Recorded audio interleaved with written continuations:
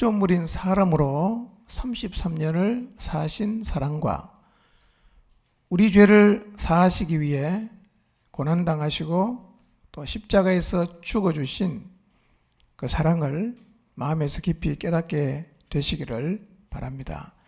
그리고 그 주님을 향해서 진실된 마음으로 사랑합니다라고 사랑을 고백하는 자리에 서게 되시기를 바랍니다. 우리를 사랑해서 십자가에서 죽으신 예수님은 죽은 지 사흘 만에 부활하셨습니다. 하나님께서 예수님을 죽은 자 가운데서 다시 살리셨기 때문입니다. 그런데 예수님을 죽은 자 가운데서 다시 살리신 이 하나님의 능력은 마지막 날 우리 모두를 다시 살리실 것입니다. 그날 살리실 것도 분명한 사실이지만 그 놀라우신 능력이 지금도 우리 안에서 계속해서 역사하고 있다는 사실을 기억하시길 바랍니다. 그 놀라우신 능력으로 그분은 우리를 새롭게 하시고 우리를 변화시킵니다. 그분 계속 일하고 계시니까요. 그래서 신앙생활을 하는 우리의 마음속에는 늘 하나님을 기대하는 마음이 있어야 합니다. 정확히 말하면 그리스도인은 언제나 하나님을 기대해야 합니다. 여러분이 만약에 예수 그리스도의 부활을 믿는다면 동일한 능력으로 지금도 우리 가운데 일하시는 그 하나님을 마땅히 기대하고 소망하면서 살아야 합니다. 일하시는 하나님, 그를 새롭게 하시고 고치실 하나님, 우리 교회 가운데 역사하시는 하나님, 여러분의 기도를 들으시고 이루어가시는 그 하나님을 기대해야 합니다. 그리스도인의 마음에 하나님을 기대하는 마음이 없다면, 신앙생활을 하면서 마음에 하나님을 향한 아무런 기대가 없다면, 누군가를 위해서 기도하면서 그의 인생 가운데 일하실 하나님을 기대하지 않는다면, 내가 그 일을 위해서 기도하면서 그 일 가운데 역사하실 하나님을 기대하는 마음이 없다면, 영혼을 섬기는 사역을 하면서 그 영혼을 변화시킬 하나님을 기대하는 마음이 없다면, 나의 문제를 들고 나가서 하나님 앞에 기도하면서 나를 고치고 그 문제를 해결을 해 나가실 하나님을 기대하지 않는다면, 그것은 우리가 하나님을 잘 모르는 것입니다. 그리고 하나님을 제대로 믿지 않고 있는 것입니다. 하나님은 지금도 그 놀라운 능력으로 나를 새롭게 하시고 그를 새롭게 하시고 우리 모두를 새롭게 하십니다. 그래서 우리는 신앙생활하는 내내 하나님을 믿고 이 하나님을 기대하는 마음을 가슴 가득 품고 신앙생활을 해야 합니다. 부활절을 맞이해서 여러분 모두가 예수님을 부활케 한 그 하나님의 능력을 기대하는 마음, 여러분 모두의 마음 속에서 다시 회복되고 살아나게 되시기를 바랍니다. 오늘은 부활주일이긴 하지만 지난주에 이어서 그리스도인이 해야 하는 무장의 두 번째 내용인 기도에 대해서 계속 말씀을 상고하려고 합니다. 지난주에는 기도가 어떻게 무장이 될 수 있는지에 대해서 말씀을 드렸습니다. 간단히 복습을 하면요, 기도가 무장이 되는 첫 번째 이유는 기도가 하나님과의 교제이기 때문이라고 말씀드렸습니다. 기도는 교제하는 것입니다. 그래서 우리는 기도를 통해서 하나님과 깊고 친밀한 관계를 맺게 됩니다. 관계가 깊어지면 하나님 마음을 더 잘 알게 됩니다. 관계가 깊어지면 하나님을 더 깊이 신뢰하게 됩니다. 사단과 영적인 전쟁을 벌이고 있는 우리에게 하나님과의 깊은 관계는 그 자체로 힘입니다. 그래서 교제는 우리를 영적으로 무장시키는 무기가 되는 것입니다. 그래서 예수님은 그 바쁜 와중에서도 하나님과의 교제를 매우 중요하게 여기셨고 실제로 하나님과 교제를 하는데 많은 시간을 들이셨습니다. 우리도 이런 예수님의 삶을 본받아야 합니다. 두 번째로 기도가 무장이 되는 이유는 기도를 통해서 하나님의 뜻을 알게 되기 때문입니다. 전쟁의 핵심이 뭐냐? 괴계입니다. 다르게 표현하면 속임수입니다. 우리는 사실은 영적인 전쟁에서 왜 지느냐 하면 거짓말에 속아서 지는 거예요.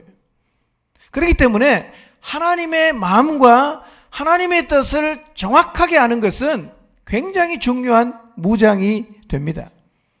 여러분, 하나님의 뜻을 제대로 아는 것이 무장이라는 사실을 잊지 마시기를 바랍니다. 오늘날 하나님 앞에 기도하지 않아서 하나님의 뜻을 전혀 모르고 그저 눈에 보이는 세상의 철학과 가치를 따라 사는 사람이 너무 많고 교회를 다니고 신앙생활을 하지만 하나님의 뜻에 아예 관심이 없는 사람도 많습니다. 이 상태는 그 자체로 영적인 패배입니다. 내가 하나님의 뜻을 모른다. 하나님이 뭘 원하는지 관심이 없다. 이 자체가 영적으로 패배한 것입니다. 다시 한번 새기시기 바랍니다. 전쟁의 핵심이 뭐냐? 힘이 아니에요. 거짓입니다. 속임수입니다. 그래서 우리가 그리스도인으로 살면서 하나님의 뜻을 모르고 있다는 자체가 영적인 패배이기 때문에 하나님의 뜻을 알기 위해서 기도하지 않는 것은 무장을 스스로 포기하는 것입니다. 그래서 우리는 기도로 하나님과 친밀한 관계를 누리고 기도를 통해서 내가 뭘 위해 살아야 될지, 무엇이 중요한지, 무엇이 가치 있는지를 하나님 아버지의 뜻하신 바를 알아야 됩니다. 이게 무장이에요. 세 번째로 기도가 무장이 되는 이유는 기도로 우리의 필요를 주님께 맡김으로 더 이상 삶에 얽매이지 않고 여전히 하나님의 뜻을 행하는 자리에 설 수 있기 때문입니다. 아주 특별한 경우를 제외하고는요, 우리 모두의 인생길에는 언제나 마음을 누르는 여러 종류의 짐들이 있습니다. 여기에 예외가 되는 사람은 없습니다. 왜 성도의 삶에 고난이 올까? 왜 하나님은 우리의 삶에 무거운 짐을 주실까?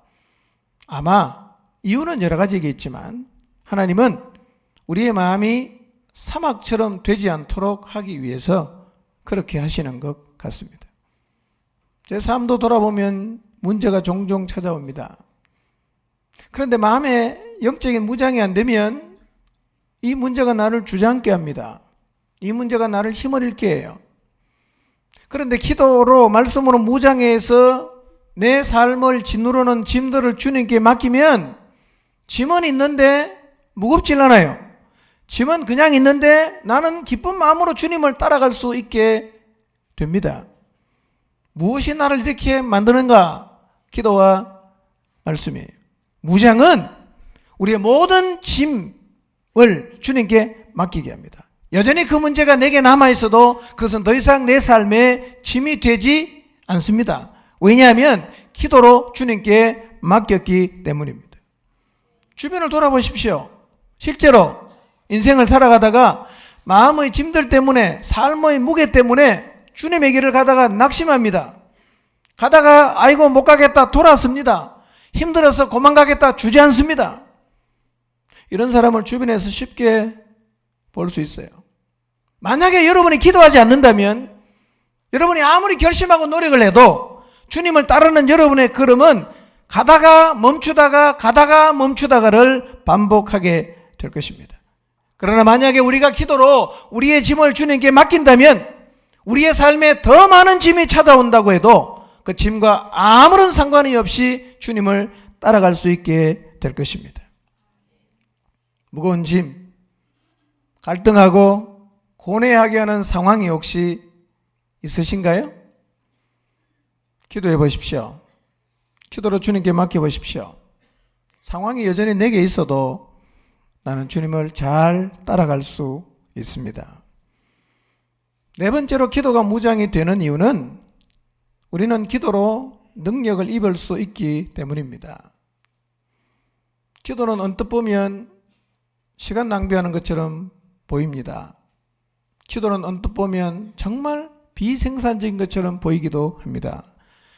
그런데 하나님과 교제하는 기도에는 대단한 능력이 있어요. 그래서 기도하면 우리의 삶에서 하나님의 능력을 경험하게 됩니다. 여러분, 믿음으로 하나님 앞에 기도를 드려보십시오. 기도를 통해서 여러분의 삶 속에 부어지는 놀라운 하나님의 능력을 경험하게 될 것입니다.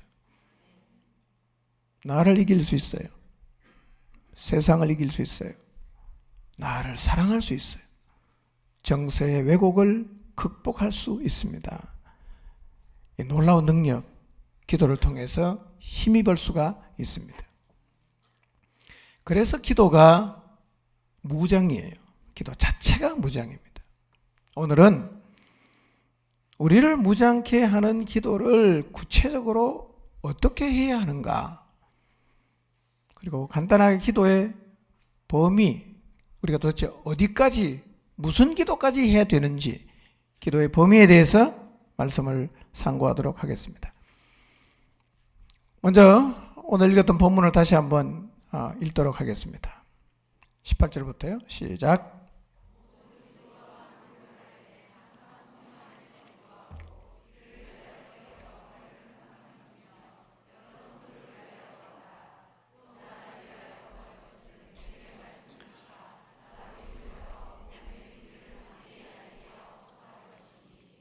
이를 위하여 내가 쇠사슬에 매인 사신이 된 것은 나로 일에 당연히 할 말을 담대히 하게 하려 하심이라. 아멘. 기도를 어떻게 해야 되는가? 기도할 때 생길 수 있는 위험성, 그리고 기도의 범위가 무엇인지를 오늘 에베소 6장 18절에서 20절에서 상세하게 설명하고 있습니다. 자, 무장하는 기도는 첫째 이렇게 하는 거예요. 첫 번째 따라합시다. 항상 해야 한다. 예, 이게 기도의 가장 중요한 핵심입니다. 기도는 항상 해야 하는 거예요. 예.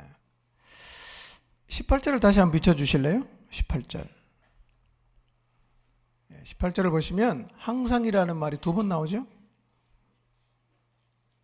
3번 나옵니까? 18절에 항상이라는 말이 몇 번 나오죠? 2번 나오죠? 예, 한국말로는 똑같이 항상인데 원문은 완전히 달라요. 첫 번째 나오는 항상은 2단어로 되어 있어요. 하나는 모든, 그리고 시간. 2개 합해 모든 시간을 항상이라고 번역했고요. 두 번째 나오는 항상은 그냥 모든이라는 한 단어입니다. 예. 기도를 항상이라는 말의 의미가 뭐냐? 이 항상이라는 그 원문을 그대로 불면 이거예요. 모든 시간 기도해라, 이런 말입니다. 모든 시간 동안 기도해라. 그리고 예전 개혁 성경에는 이걸 어떻게 번역했냐면 무시로 기도하라, 이렇게 번역했어요. 무시로 해라. 시간 없이 계속 기도해라, 이렇게 번역을 했습니다. 기도는요, 모든 시간 무시로 24시간 계속해야 됩니다. 자, 우리가 말씀으로 24시간 빈틈없이 무장하기 위해서 성경을 밥을 먹듯이 아침에 읽고 점심에 읽고 저녁에 계속 읽었어요. 무장이 되던가요, 안 되던가요? 되죠? 그리고 실제로 우리는 하나님 말씀에 이끌리는 삶을 경험하고 있습니다. 그런데 기도도 이렇게 해야 된다는 거예요. 이 얘기를 들으면서 너무 기가 차서 어기가 막혀갖고 저게 과연 가능한 얘기인가? 그렇게까지 하라고 하면 사회생활은 언제 하고 가정생활은 언제 할 수 있단 말인가? 라는 질문이 속에서 확 올라오십니까? 너무 심하다. 그만큼까지 하라고 할 수 있는가? 열내지 마시고 제 얘기를 잘 들어보십시오. 할 수 있어요. 이 말은 24시간 계속해서 기도실에 앉아서 기도하라는 말이 아닌 것은 잘 아시죠?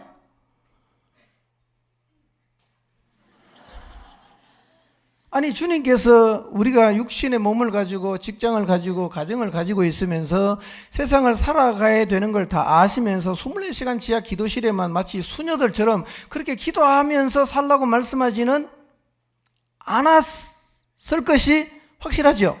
그건 아니에요. 그렇게 살 수는 없어요. 우리가 24시간 말씀으로 무장하라는 말이 24시간 성경만 읽으라는 말이었어요? 아니었죠.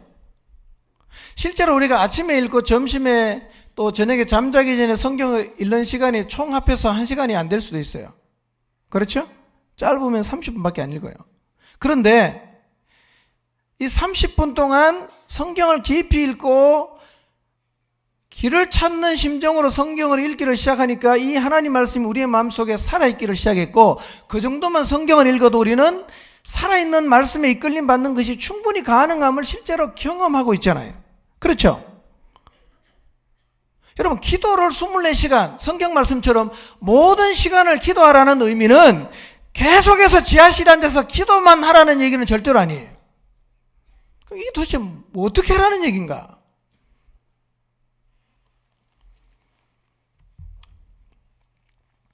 24시간 기도만 하라는 얘기가 아니라 24시간 기도하는 삶을 살라는 얘기인데 그 말이 그 말이네요.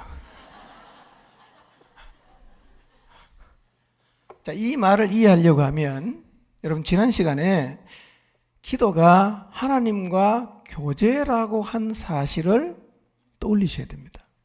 기도가 뭐냐? 하나님과 뭐 하는 거였어요? 교제하는 거였잖아요.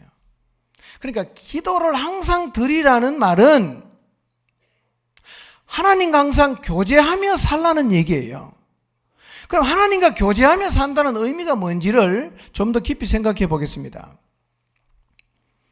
어쩌면 우리가 길을 찾는 심정으로 성경을 읽었어요.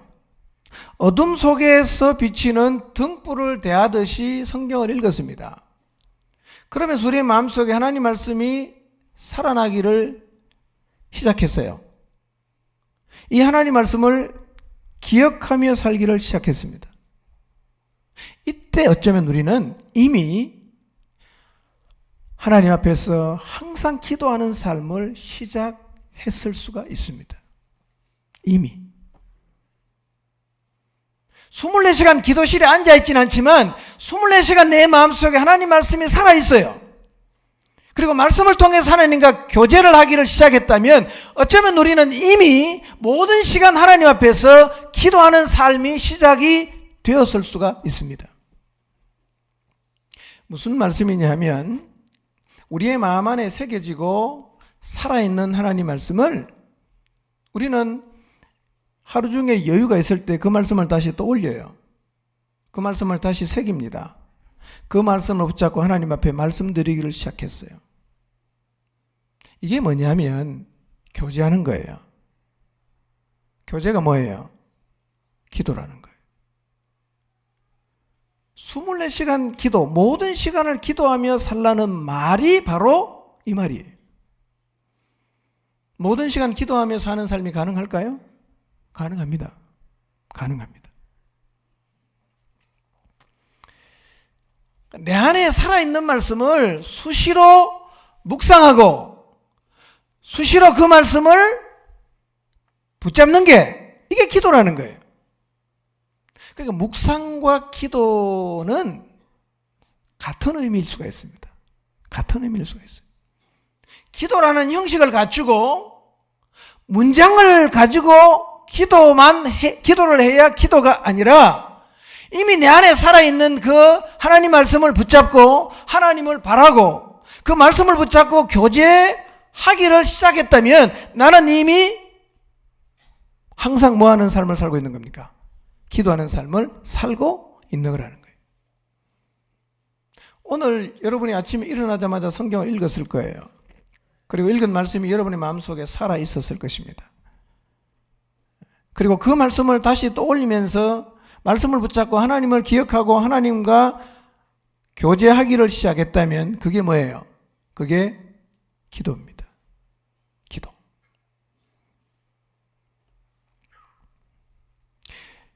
유대인은 하루에 3번씩 기도했어요.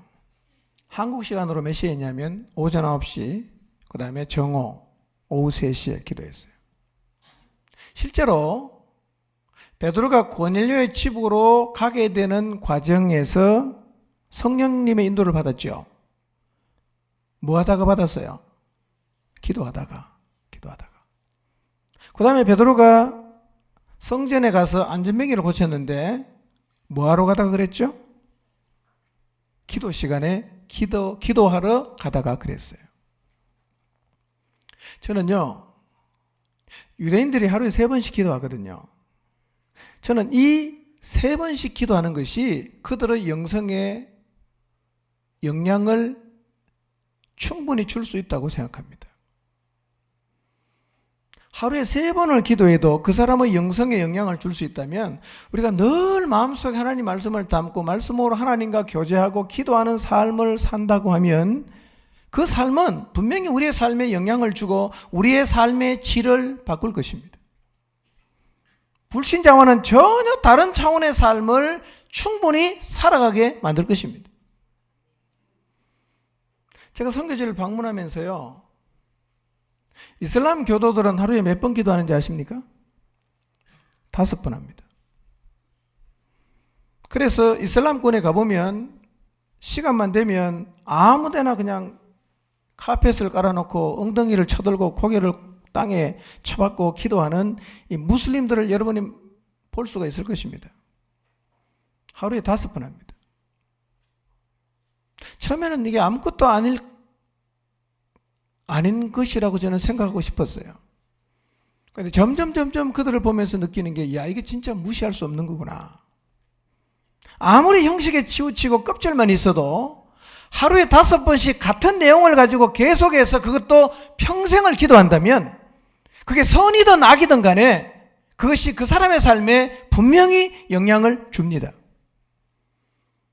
우리가 유대인이나 이슬람 교도들처럼 정해진 시간에 하나님 앞에 꼭 기도를 하지 않아도 되지만 우리에게는 사실은 모든 시간을 하나님 앞에 기도하며 사는 삶을 살아가는 게 필요합니다. 우리가 모든 시간 기도하기를 시작하면 하루 3번 기도하는 유대인이나 하루 5번 기도하는 무슬림들보다 더 하나님의 영향을 받고 살아가게 될 것이고, 이렇게 항상 하나님 앞에 기도하는 삶을 살아갈 때 우리의 삶에서 놀라운 변화들이 일어나게 될 것입니다.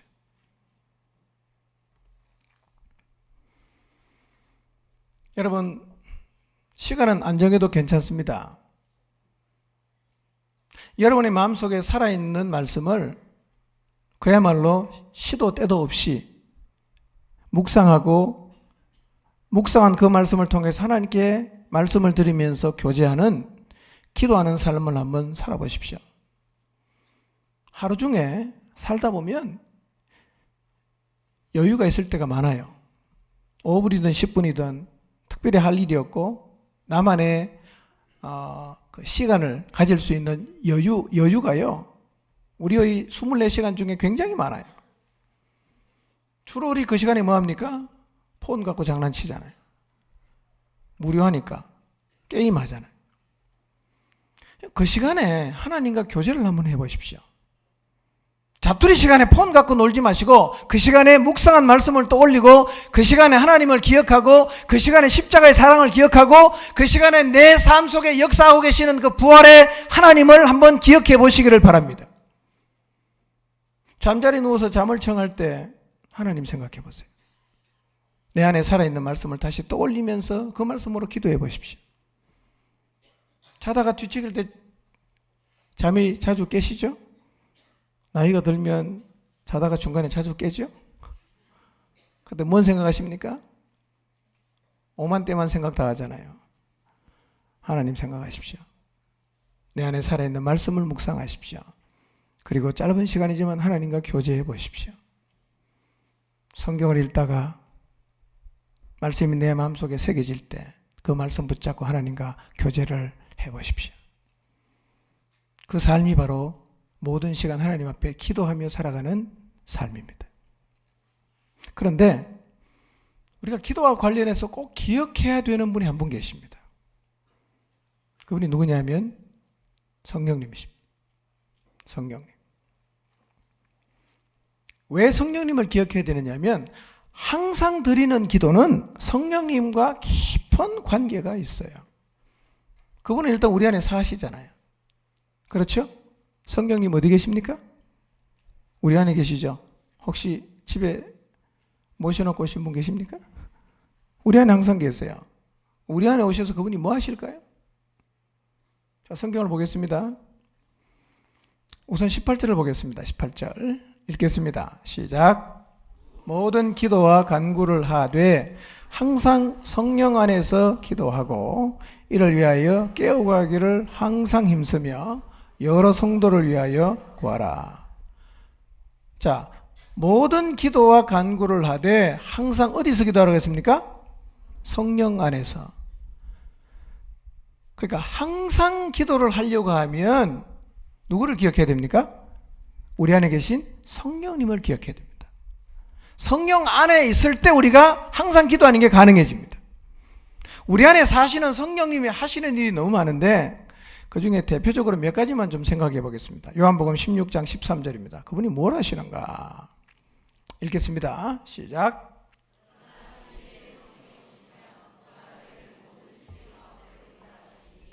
그가 스스로 말하지 않고 오직 들은 것을 말하며 장래일을 너희에게 알리시리라.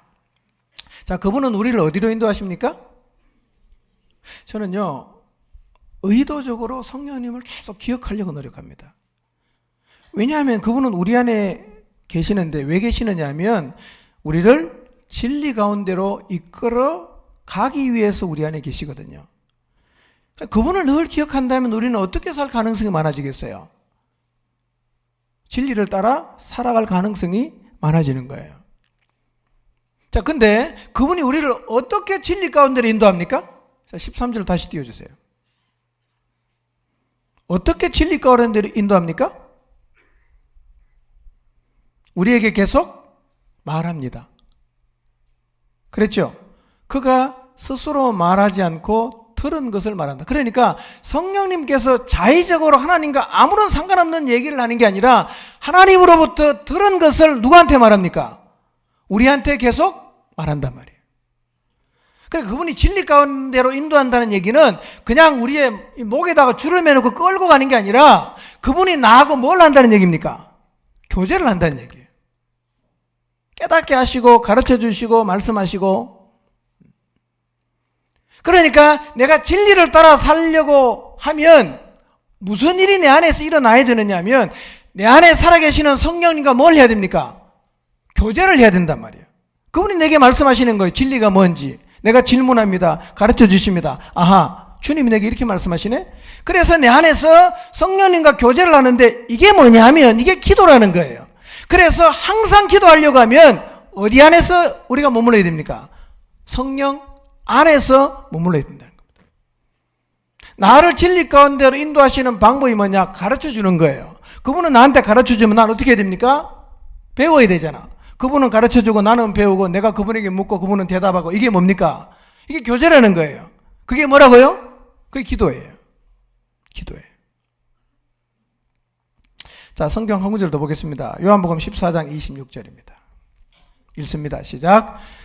보혜사 곧 아버지께서 내 이름으로 보내실 성령 그가 너희에게 모든 것을 가르치고 내가 너희에게 말한 모든 것을 생각나게 하리라. 예. 우리 안에 계신 성령님은 요한복음 14장에 보니까 우리를 어떻게 한다 그랬어요? 가르쳐줘요. 또 뭘 합니까? 예수님 말씀이 생각나게 하는 거예요. 그래서 내 안에 계신 성령님은요, 내게 가르쳐 주기도 하고 내 안에 예수님이 하신 말씀을 자꾸 생각나게 하는 거예요.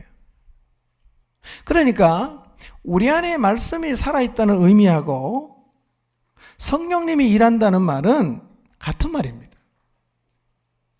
자, 내 안에 말씀이 살아있어요. 내가 예수님 말씀을 기억하고 있어요. 이게 누가 한 거예요? 성령님이 한 거예요. 그러니까 내 안에 하나님 말씀이 살아있다는 말과 성령님이 내 안에 일하고 계신다는 말은 사실은 똑같은 말입니다. 똑같은 말. 근데 이런 교제가 뭐라고요? 이게 기도라는 거예요. 기도. 예. 어쩌면 이미 여러분은 하나님 앞에서 항상 기도하는 삶을 살아가고 있을 거예요. 예. 자, 갈라디아서 5장 16절 17절을 또 보겠습니다. 읽습니다. 시작. 살아가십시오. 그러면 육체의 욕망을 채우려 하지 않을 것입니다. 육체의 욕망은 성령을 거스르고 성령이 바라시는 것은 육체를 거스릅니다. 이 둘이 서로 적대 관계에 있으므로 여러분은 자기가 원하는 일을 할 수 없게 됩니다. 자, 우리 안에 계신 성령님 우리에게 첫째로 말씀을 가르쳐 주죠. 또 뭐합니까? 생각나게 하죠. 이걸로 끝나지 않는다는 거예요. 뭘 하냐 그 다음에 그 말씀대로 살아가고 싶은 갈망을 주는 거예요. 하나님 말씀대로 살고 싶다. 내 인생들에 헌신하고 싶다. 내가 대가가 지불되는 한이 있어도 주님이 기뻐하시는 일 내가 하고 싶다. 이런 갈망 누가 줍니까? 성령님이 줍니다. 그래서 성령님과 교제하고 성령님 안에서 항상 기도하면 그 사람은 반드시 뭘 가지게 되느냐 하면 성령님이 주시는 갈망을 가지게 되고 결국은 그 갈망을 따라 살아가게 된다는 겁니다. 이게 뭐냐? 하나님 말씀대로 순종하는 삶이에요. 누가 우리의 삶을 그렇게 이끌어갑니까? 성령님이. 그래서 성령 안에서 항상 하는 기도가 지속이 되면 기도가 우리를 무장시키고 결국 기도는 우리의 삶을 새롭게 합니다. 여러분 그렇기 때문에 늘 여러분 안에 사셔서 가르쳐 주시고 생각나게 하시고 또 여러분과 교제하면서 진리 가운데로 이끌어 가시는 성령님을 의식하셔야 돼요. 어디가 있든지 간에 그분을 의식하십시오. 그분이 깨닫게 하시고 가르쳐 주시는 말씀을 여러분의 마음속에 다시 한번 새기시고 그리고 그분이 주시는 갈망을 따라 순종하는 삶을 살아가게 되시기를 바랍니다. 그래서 데살로니가전서 5장 17절은 이렇게 말해요. 읽어볼까요? 시작. 쉬지 말고 기도하라. 자, 이 말씀을 준비하면서 가만히 생각해 보니까요, 우리가 이미 주님 안에서 항상 기도를 하고 있다는 사실을 발견하게 됐어요. 이미 하고 있어요. 계속 여러분의 마음속에 하나님 말씀이 살아있게 하십시오. 그 성경은요, 길을 찾는 심정으로 읽어야 됩니다. 그리고 말씀을 붙잡고 그분과 계속해서 말씀드리고 여러분 안에 계신 성령님과 교제하는 삶을 지속해 나가시기를 바랍니다. 자, 두 번째로 기도는 어떤 걸 기도해야 되냐면요, 모든 것, 다르게 표현하면 온갖 것을 기도해야 됩니다. 자, 18절을 다시 읽어볼까요? 시작. 모든 기도와 간구를 하되 그랬어요. 항상 성령 안에서 기도하고 이를 위하여 깨어 구하기를 항상 힘쓰며 여러 성도를 위하여 구하라 그랬습니다. 기도에 대한 오해가 많습니다. 어떤 사람은 너무 육적인 것만을 구합니다. 그런가 하면 또 어떤 사람은 너무 영적인 것만 구합니다. 무엇이 영적이고 무엇이 육적이냐? 개념은 우리가 좀 달리 정리할 수 있겠지만요, 성경은요, 뭘 기도하라고 우리에게 말씀하고 있냐면 모든 걸 다 기도하라고 합니다. 모든 것. 구분하지 않아요. 모든 걸 다 기도. 그러니까 기도는요, 온갖 것을 다 해도 괜찮습니다. 우리가 주님에게 드리는 기도에는 제한이 없어요. 꼭 여러분 영적인 것만 기도하려고 생각하지 마세요. 이런 생각을 하시는 분이 가끔씩 있는 것 같아요. 적어도 우리가 기도를 하려면 좀 수준 있게 하나님의 나라나 영혼의 구원이나 영혼의 성숙 같은 이런 좀 수준 있는 기도를 해야지 뭘 자꾸 먹고 마시고 그냥 필요한 거 달라고 기도하는 것은 너무 저급하지 않는가. 그래서 이런 기도하기를 꺼려하는 사람이 있고, 아니 난 그런 기도하려니까 너무 주님에게 미안하다. 미안해하지 마세요. 모든 걸 다 기도하라 그랬어요. 모든 걸 다 기도하라 그랬습니다. 그래서 6장 18절 표준 세번역은 이렇게 번역했습니다. 한번 읽어볼까요? 시작. 온갖 기도와 간구로 언제나 성령 안에서 기도하십시오. 이것을 위하여 늘 깨어서 끝까지 참으면서 모든 성도를 위하여 간구하십시오. 그랬어요. 이제 기도는 뭘 해야 되냐? 온갖 걸 다 하시기 바랍니다. 자식 문제도 기도하시고, 좀 집매매하는 것 때문에 헌금 계속 하시는 분 계시는데요, 그거 다 기도해도 괜찮습니다. 사람과의 관계 문제, 직장 문제, 결혼 문제, 경제적인 문제, 건강 문제, 사람에게 말하기 민망해 보이는 모든 것도 다 주님 앞에 들고 나와서 기도하십시오. 염려되는 일, 마음이 불안한 일, 두려운 일, 지금 여러분에게 필요한 모든 것 다 주님께 들고 와서 아뢰십시오. 예. 다 해도 괜찮아요. 그런데 우리가 성령 안에서 항상 기도를 하잖아요. 그러면 내 안에 계신 성령님께서 무엇을 기도해야 될지를 깨닫게 합니다. 안 가르쳐도 괜찮아요. 이미 주님과의 깊은 교제 가운데, 성령님과의 교제 가운데 사는 사람은요, 뭐를 기도할지 가르쳐 주지 않아도 이미 성령님께서 내 안에 뭘 기도해야 될지를 다 가르쳐 줍니다. 제가 이 말씀을 깨닫고 난 이후부터는요, 온갖 걸 다 기도합니다. 저는 기도를 주로 이렇게 해요. 제가 하는 기도를 잠깐 소개하겠습니다. 저는 저희 필요를 하나님 앞에 구하기 전에 먼저 하나님을 묵상하고 예수님을 묵상하고 성령님을 깊이 묵상하려고 노력합니다. 하늘 영광 버리신 사랑, 십자가에서 죽으신 사랑을 묵상합니다. 그리고 그 사랑을 마음속에 새기려고 노력합니다. 그리고 한 걸음 더 나아가서 주님을 향해서 사랑한다고 고백하는 자리에 설 수 있도록 기도합니다. 그리고 예수 그리스도를 부활케 하신 그 놀라우신 하나님의 능력을 기억하면서 정말 마음껏 하나님을 기대합니다. 저는 설교할 때도 기대하는 마음이 있어요. 기대하는 기도를 합니다. 오늘 말씀 가운데 성령님께서 마음껏 우리 가운데 역사해 주십시오. 기도합니다. 죽은 사람 살리는 능력이라면 못할 일이 없죠. 그 하나님의 능력이 예수 그리스도를 부활케 하신 하나님의 능력이 현존하니까 그분이 역사하신다면 우리의 삶 가운데는 굉장한 일이 일어날 것입니다. 그분을 기대합니다. 그리고 그분을 더 신뢰하려고 합니다. 하나님을 깊이 신뢰하려고 합니다. 그리고 여전히 살아계셔서 내 삶을 인도하시는 성령님을 깊이 묵상합니다. 여기 계시는 성령님, 내 삶을 인도하시는 성령님, 공동체를 이끌어가시는 성령님 깊이 묵상합니다. 그 다음에 저는 요즘에는 저의 무장 상태를 계속 돌아봅니다. 내 안에 말씀이 살아있는가? 기도 깨어있는가? 이걸 뭘로 보느냐 하면 무장의 결과들을 통해서 봅니다. 나는 내 삶의 모든 것을 진리의 허리띠에 매달았는가? 의의 흉배가 있는가? 평안의 복음에 예비한 신발을 내가 신고 있는가? 믿음의 방패가 있는가? 구원의 소망의 투구를 쓰고 있는가? 성령의 검이 있는가? 확인합니다. 그리고 말씀에 비추어서 저의 모습을 돌아보면서 하나님 앞에 회개합니다. 회개에 대한 말씀은 제가 기회가 되면 쭉 한번 제가 여러분에게 말씀드릴 것입니다. 그리고 나서 성령님이 주시는 마음을 따라 진짜 모든 것을 다 기도합니다. 공동체, 목장, 목자, 자녀들, 사역, 또 우리 가운데 병든이들, 사업하는 사람들 등등등등 모든 걸 다 기도합니다.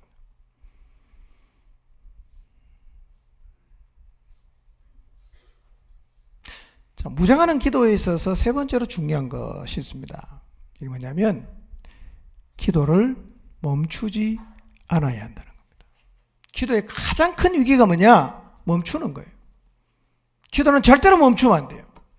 근데 살다 보면 기도가 멈춰질 때가 있어요.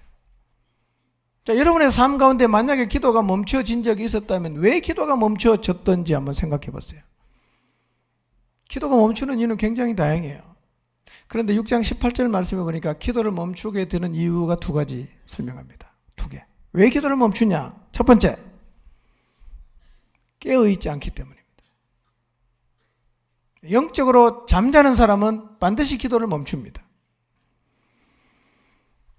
실제로 기도를 멈추는 대개의 첫 번째 이유는 뭐냐면 영적으로 잠자기 때문입니다. 여러분 주변을 잘 이렇게 보십시오. 영적으로 잠자는 사람은 기도를 안 합니다. 기도를 안 할 뿐만 아니라 기도를 매우 거추장스러워하고 기도를 왜 하는지 이해를 못합니다. 아니 하나님은 기도 안 해도 다 알아서 하실 텐데 뭐 때문에 기도하냐? 굉장히 큰 소리를 이렇게 말하는 사람이 있어요. 근데요, 가끔씩은 희한한 일이요. 영적으로 깊은 잠에 빠져 있는 사람이 기도의 자리에 나올 때가 있어요. 이유야를 막론하고 그 사람을 기도의 자리에서 본다는 것은 굉장히 기쁜 일이에요. 희망이 있죠. 그런데 영적으로 깊이 잠자고 있는 사람이 기도실에 나타날 때는 주로 언제일 것 같습니까? 발등에 불이 떨어졌을 때 옵니다. 그전에는 잘 안 오거든요.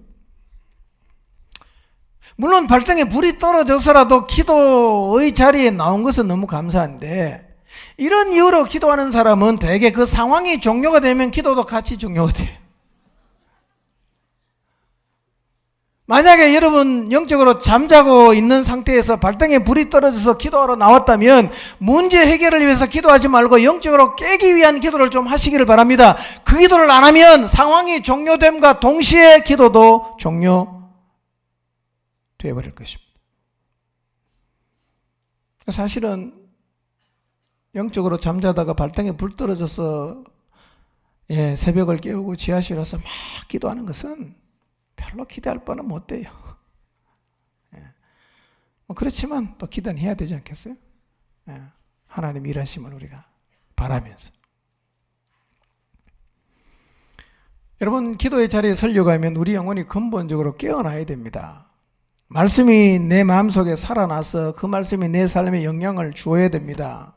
그래야 우리가 기도하는 자리에 설 수가 있어요. 만약에 지금 여러분의 영혼이 잠들어 있다면 다시 깨시기를 바랍니다. 스스로 여러분의 영혼을 흔들어 깨워서 항상 성령 안에서 기도하는 자리에 서시기를 바랍니다. 혹시 지금 영적으로 깊은 잠에 빠져서 기도를 멈춘 분이 계신다면 기도를 멈춘다는 이 자체가 얼마나 심각한 상황인지를 깨닫게 되시기를 바랍니다. 기도를 해야 내 영혼이 무장이 되는데 내가 기도를 하지 않을 뿐만 아니라 왜 기도해야 되는지 이유조차 모른다면 그만큼 내 영혼의 상태가 아주 심각하다는 얘기입니다. 오늘 만약에 영적으로 잠들어서 기도를 멈춘 상태로 살아가시는 분이 만약에 계신다면 이 말씀이 여러분의 영혼 가운데 심각한 경고의 말씀으로 들리게 되시기를 바랍니다. 깨어나십시오. 그리스도인이 어떻게 기도를 안 하고 살 수가 있어요? 세상이 어떻게 돌아가도 성경은 우리에게 계속해서 기도하라고 도전합니다.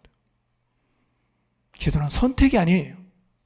선택이 아닙니다. 기도를 선택이라고 생각한다면 이미 여러분의 영혼은 죽어 있는 겁니다. 우리가 기도를 멈추게 되는 두 번째 이유가 있어요. 이게 뭐냐? 낙심입니다. 낙심. 자, 18절을 다시 읽습니다. 읽습니다. 시작.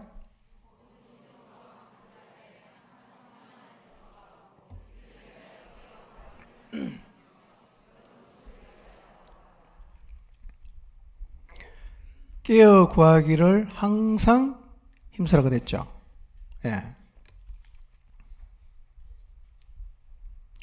여기서 말하는 항상은요, 파스라는 말인데 모든이라는 말입니다. 영어로 all, 전부, 모든.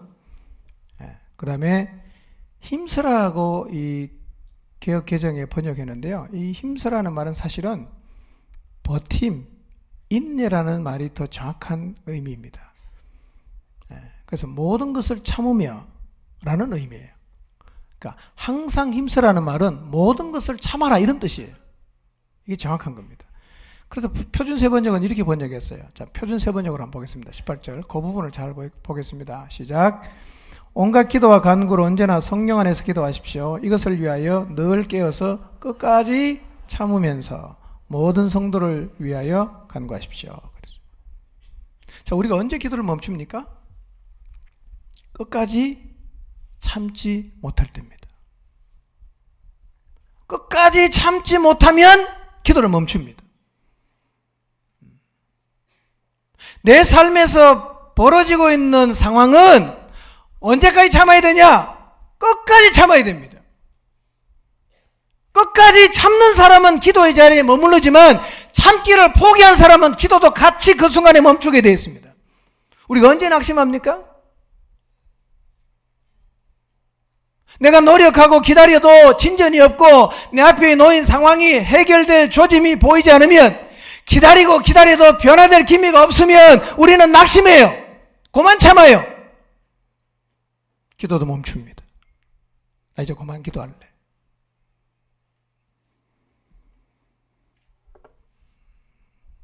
참기를 포기할 때 우리 안에 드는 생각이 이거예요. 기도해도 안 되는구나. 기도해도 소용없구나. 그럼 이제 포기하자. 그리고 기도를 멈추는 거예요. 성경은 이렇게 도전하죠. 끝까지 참으면서. 끝까지 참으면서. 여러분, 하나님을 정말 믿는다면 여러분 삶에 펼쳐지는 상황이 어떠하든지 간에 끝까지 참으십시오. 그리고 기도를 멈추지 마십시오. 기도를 계속하시기를 바랍니다. 여러분 한번 돌아보십시오. 끝까지 참지 못해서 꽤 오랫동안 기도해 오다가 드디어 기도를 멈춘 부분이 없는지를 한번 돌아보십시오. 자녀를 위한 기도를 멈추었습니까? 남편을 위한 기도를 멈췄나요? 자신을 위한 기도를 멈췄나요?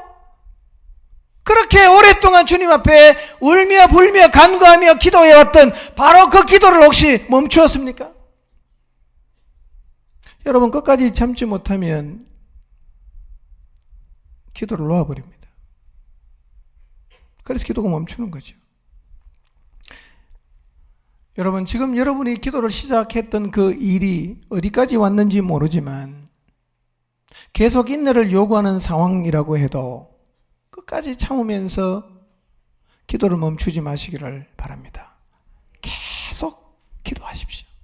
계속 기도하십시오. 이 시간 말씀을 들으면서 끝까지 참지 못해서 멈춰버린 기도가 혹시 생각이 나신다면 다시 주님 앞에 나가서 그 기도를 시작하시기를 바랍니다. 포기하지 마십시오. 끝까지 참아야 됩니다. 누가복음 18장 1절에서 8절 말씀 같이 읽겠습니다. 예수님께서 낙심하지 말아야 될 것을 비유로 이렇게 말씀하셨어요. 읽습니다. 시작. 예수께서 그들에게 항상 기도하고 낭망하지 말아야 할 것을 비유로 말씀하여 이르시되 어떤 도시에 하나님을 두려워하지 않고 사람을 무시하는 한 재판장이 있는데 자주 그에게 가서 내 원수에 대한 나의 원한을 풀어주소서 하되 그가 얼마 동안 듣지 아니하다가 후에 속으로 생각하되 내가 하나님을 두려워하지 않고 사람을 무시하나 이 과부가 나를 번거롭게 하니 내가 그 원한을 풀어주리라. 그렇지 않으면 늘 와서 나를 괴롭게 하리라 했느니라. 주께서도 이르시되 불의한 재판장이 말한 것을 들어라. 하물며 하나님께서 그 밤낮 부르짖는 택하신 자들의 원한을 풀어주지 아니하시겠느냐? 그들에게 오래 참으시겠느냐? 내가 너희에게 이르노니 속히 그 원한을 풀어주시리라. 그러나 인자가 올 때에 세상에서 믿음을 보겠느냐 하시니라. 예수님께서 항상 기도하고 낭망치 말아야 할 것을 과부와 재판장의 비유를 통해서 지금 말씀하십니다. 비유의 내용이 이거예요. 하나님을 전혀 두려워하지 않고 사람을 무시하는 굉장히 불의한 재판장이 있었는데요. 이 재판장이 돈도 없고 힘도 없고 권력도 없는 이 과부가 와서 너무 귀찮게 하니까 원한을 풀어줬다는 거예요.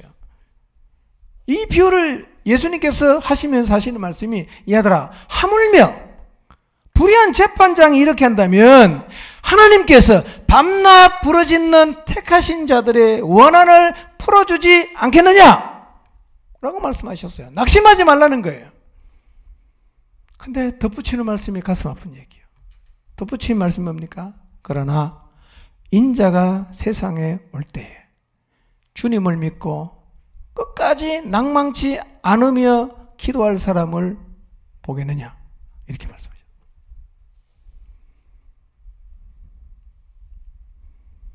끝까지 참지 못해서 낙심하셨습니까? 기도가 멈춰졌습니까? 다시 기도를 시작하시기를 바랍니다. 기도의 범위입니다. 기도는 어떻게 해야 되느냐? 네 번째, 기도는 자신만을 위한 것으로 끝나면 안 돼요.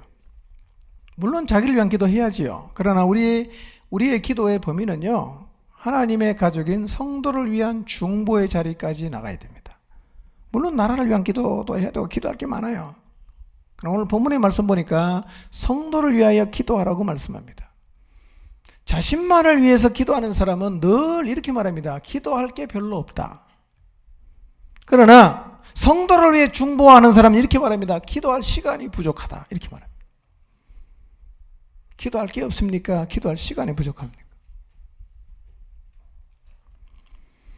우리는 이미 공동체가 합심해서 드리는 중보 기도의 능력을 많이 경험하고 있습니다. 여기에서 기도했는데 하나님께서 우리가 기도하고 있던 그 사람 있는 그곳에서 역사하신 많은 경험들을 가지고 있습니다. 이제 여러분의 기도에 성도를 위한 기도가 포함되게 하시기를 바랍니다. 마지막 5번째로 누굴 위해 기도해야 되는가? 지도자를 위해서 기도해야 됩니다. 무엇보다도 하나님께 받은 사명인 복음 전파의 사명을 어떤 상황 속에서도 담대하게 잘 감당하도록 영적인 지도자들을 위해서 기도하는 것이 필요합니다. 저는 전교인 수련회를 준비할 때마다 여러분의 중보 기도의 힘을 굉장히 많이 느끼고 있습니다. 네, 제가 잘 몰라갖고요. 미리 부탁을 해야 되는데 한참 동안 부탁 안 해서 제가 너무 그냥 끙끙대다가 제가 여러분에게 기도를 부탁한 이후부터는요, 이 하나님 말씀을 준비하는 게 제가 생각에 너무 신기한 거예요. 네. 제가 여름, 겨울 수련회 준비하다가요, 보따리 사고 도망가고 싶은 충동을 느낄 때가 여러 번이었어요. 다 왔는데 뭔가를 얘기해야 되는데 뭘 얘기할지 생각이 안 나는 거예요. 보따리 사고 도망가고 싶었어요. 근데요, 여러분이 기도를 해 주시고부터는요, 그런 일이 없어졌어요. 네. 말씀이 너무 잘 정리가 되고, 네. 여러분 지도자를 위해서 많이 기도해 주시기를 바랍니다. 말씀 마무리합니다. 말씀으로도 무장해야 되지만 기도로도 무장해야 합니다. 항상 성령 안에서 기도하는 거 중요한데요, 그런 기도가 되기 위해서는 꼭 뭐가 필요하냐? 무릎 꿇고 드리는 기도도 꼭 필요합니다. 이걸 잊지 마십시오. 꼭 기도해야 됩니다. 항상 성령 안에서 기도하십시오. 온갖 것을 기도하십시오. 깨어서 모든 상황을 끝까지 참아서 멈추지 말고 하나님 앞에 기도하십시오. 성도를 위해 기도하시고 영적인 지도자들을 위해서 기도하는 자리에 서시기를 바랍니다. 기도는 우리를 영적 전쟁에서 승리케 하기 위해서 무장해야 하는 두 개의 축 중에 하나입니다. 이 기도가 생활화되어야 우리 영혼이 제대로 무장이 되고 승리하는 그리스도인으로 살아갈 수가 있습니다. 깨어 기도하는 자리에 서도록 이 시간 여러분의 영혼을 흔들어 깨우시기를 바랍니다. 무엇보다 우리 안에서 살아계시면서 말씀을 생각나게 하시고 가르쳐 주시는 성령님과 교제를 통해서 항상 성령 안에서 기도하시고 특별히 모든 상황 속에서 끝까지 참음으로 기도를 멈추지 않는 하나님의 사람으로 여러분 모두가 살아가게 되시기를 주님의 이름으로 축원합니다. 기도하겠습니다.